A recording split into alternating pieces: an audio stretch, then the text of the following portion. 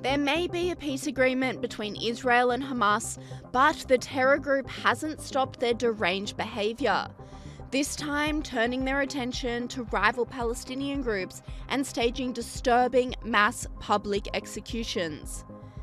Let me give you an early warning. I'm about to show you something terrible. It's vision of the cruel and bloodthirsty murders still happening in Gaza, even though the ceasefire is in place and the war, we hope, is over. You see, Hamas are now back in control of the central areas vacated by the Israeli Defence Forces under the ceasefire. And Hamas, as is their way, as has always been their way, have been executing their rivals or anyone who dares to oppose them. And while we won't show you the actual executions, this is distressing vision.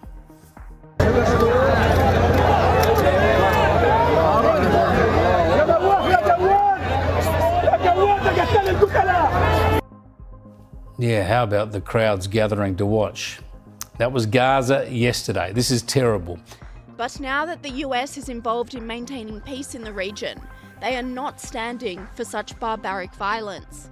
According to the New York Post, the US military's top commander in the Middle East, Admiral Brad Cooper, called on the killings to stop as Hamas tries to regain control of the Gaza Strip following the exit of the IDF. Cooper said in a statement, "We strongly urge Hamas to immediately suspend violence and shooting at innocent Palestinian civilians in Gaza, in both Hamas-held parts of Gaza and those secured by the IDF behind the Yellow Line." The advice comes after President Trump demanded that Hamas disarm in Phase 2 of the peace agreement. We have told them we want to disarm, and they will disarm. And if they don't disarm, we will disarm them. And it'll happen quickly and perhaps violently. But they will disarm. Do you understand me? Yes, you say because quickly. everyone says, oh, well, they won't disarm. They will disarm. And I spoke to Hamas, and I said, you're going to disarm, right? Yes, sir, we're going to disarm. That's what they told me. They will disarm or we will disarm them. Got it? Okay. What is the deadline you're going to put on that? You say quickly, sir. Sir, you said quickly, but what is the deadline you're going to put on that before you take action? A reasonable period of time. Pretty quickly. A reasonable period of time. Congratulations. Sky News host Chris Kenny says these violent outbursts show why it is imperative that Hamas be destroyed. The latest killings also show why it's imperative that the remnants of Hamas are disarmed as soon as possible, as they are supposed to do under Stage 2 of the peace plan, a point underlined today by the US President. Sky News contributor Greg Sheridan says Hamas is not capable of peace and will never stop their terror regime. Very disturbing footage. I have to tell you, I've all the way along been pretty pessimistic that this deal will ever be implemented. The first phase will be implemented, the ceasefire. President Trump the other day said he thought Hamas was committed to a long-term peace. I wrote, there's absolutely no evidence for that proposition, absolutely no evidence. And as soon as Israel vacated one bit of Gaza, Hamas was out in the street not assisting its people, getting them food, nor even carrying on the battle against the Israeli army, but executing Palestinians who had been opposed to Hamas. And that's the way Hamas has ruled in Gaza ever since it took power. It executes people for being gay, it executes anyone who opposes it. Now, there's no sign in this that Hamas is even going to give us a sort of a respectable interval, a decent interval.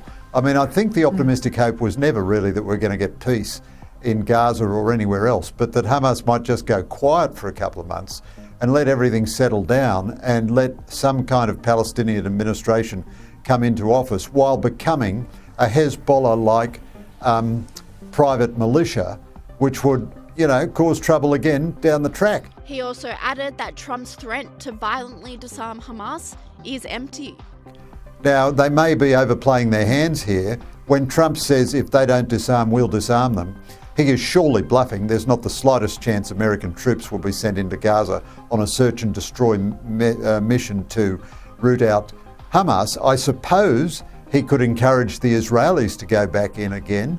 But what happens then? I mean, we're just back into the terrible mess. And Sky News contributor Army Horowitz agrees, saying disarmament is not achievable. When it comes to Hamas and disarming them, I kind of feel like he's walking into the same trap that Netanyahu did when Netanyahu laid out as one of the goals was the elimination of Hamas. Well, the problem is it's not really an achievable goal. That's the problem, okay?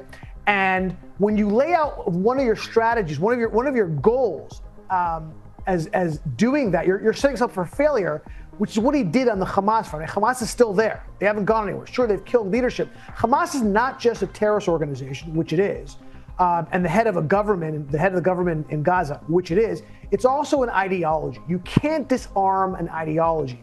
And while they've made incredible inroads in killing people in Gaza who are Hamas, the problem is Hamas is much wider than Gaza. So when I was recently in the West Bank and I was talking to people in the West Bank, there wasn't a single person I came across who's under 40 who doesn't support Hamas, okay?